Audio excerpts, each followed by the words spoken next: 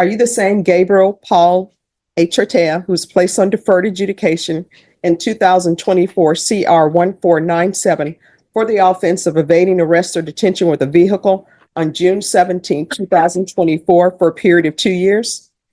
All right, state. Yes, Your Honor, violated condition number 1 on or about the 13th day of February 2025 in Bear County, Texas. The defendant, Gabriel Paul Chortea, Close enough. committed the offense of reckless driving and violation condition number 1. How do you plead to that, true or not true? True.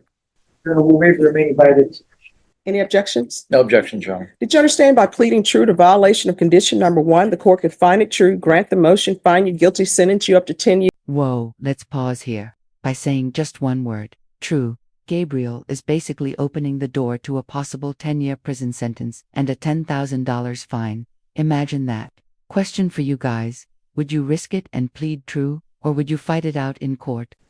To adjudicate and continue the individual on his deferred and have it amended to include local ISF 2 and wait in jail for placement and monthly UA for 6 months and amend for IOP as recommended by the TAP.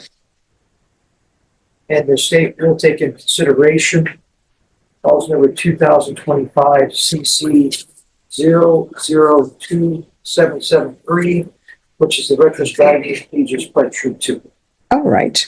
Is that the agreement? It is, Your Are Honor. you asking the court to follow that agreement? We are, Your Honor. All right, can you raise your right hand for me? Do you solemnly swear or affirm the testimony you give will be the truth and nothing but the truth, so help you God? All right, you can lower your hand. How old are you? 21. You're 21. You want to go to prison? Do you want to be over in the box with those gentlemen over there? The judge isn't pulling any punches here. Notice how he points straight at the inmates in the courtroom as a reality. Check, that's a power move judges use to make defendants picture the worst-case scenario. Let me ask you, do you think scare tactics like this actually work on young offenders, or do they just tune it out? Doing what needs to be done. You're here on an evading arrest with a vehicle. You live with your parents.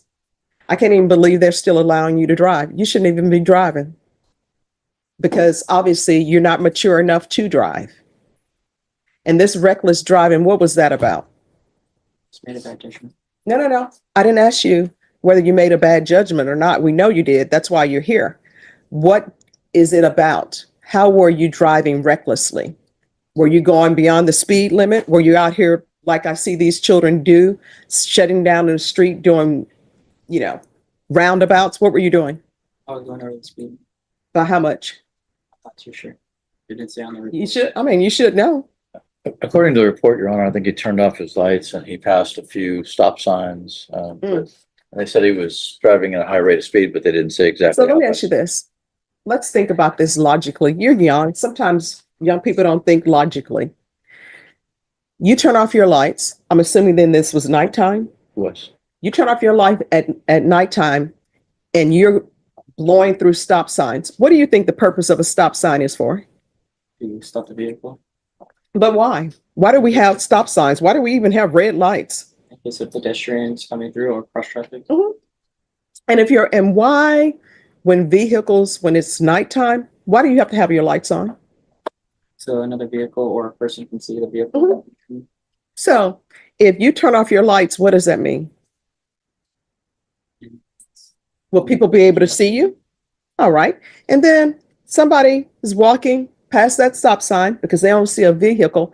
What's going to end up happening? Collide with the person or vehicle. And what's going to happen with that person? They either die or get seriously Yeah. injured. And let me just tell you what would have happened if you would have hit someone. You would have ended up hitting that person, and you know what you would have done? You would have left the scene. They would have ultimately found you, and then you would have been in the box, and you would have been before me crying, asking for tea and sympathy. So what I can tell you is this. The only reason why you're not going to prison right now is because your age, and I guess you're not thinking. So I'm going to try to help you think and make better decisions. So I'm going to deny the motion. I'm going to alter him in conditions. He will be taken into custody today. He's going to local ISF.